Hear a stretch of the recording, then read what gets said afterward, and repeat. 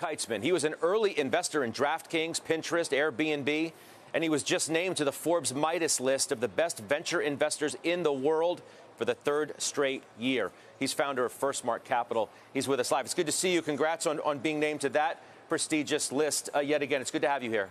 Hey, good to see you, Scott. Thanks for coming. Thanks for having me on. So I couldn't think of a better time to have somebody who makes their living investing in tech and not just, early or late stage, but public markets too. What do you make of the environment right now?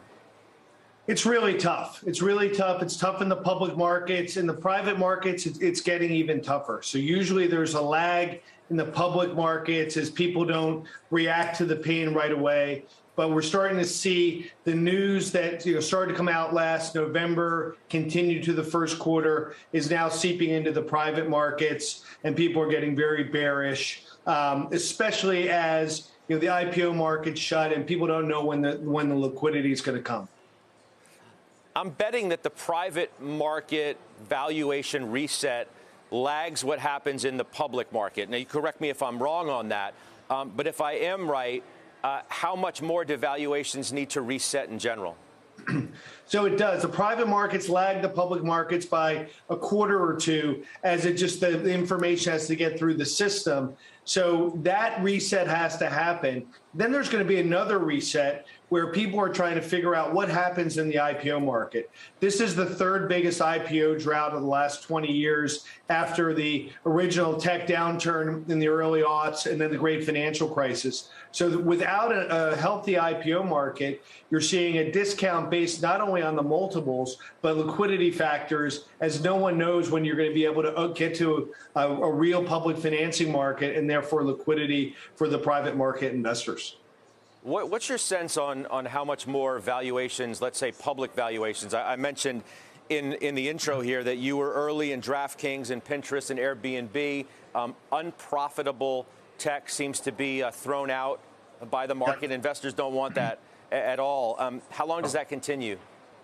I think it's going to continue for a while. Even as we look at the IPO pipeline coming, and we have a number of companies in the 22 IPO pipeline and getting feedback both from bankers as well as buy-side firms.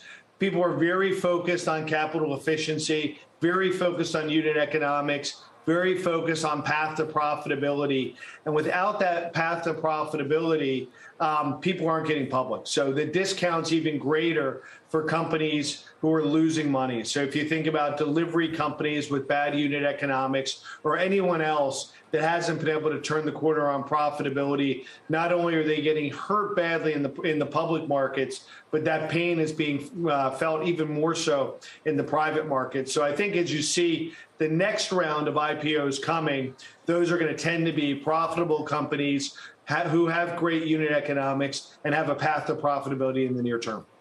Even so, I mean, the markets are likely to remain so rocky that I can't imagine a runway to go public that's any shorter. If anything, it's just going to be elongated and continue to go further as long as the markets are as rocky as they are, as the Fed is doing what it does and rates go where they go.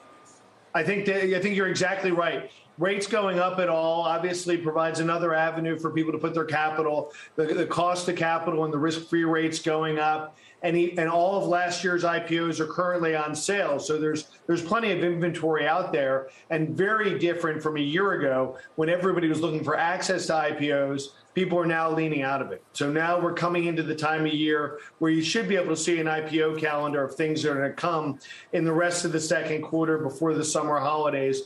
And that calendar is very weak. So you might not see a return to a healthy private market at the earliest until post-Labor Day and the beginning of Q4.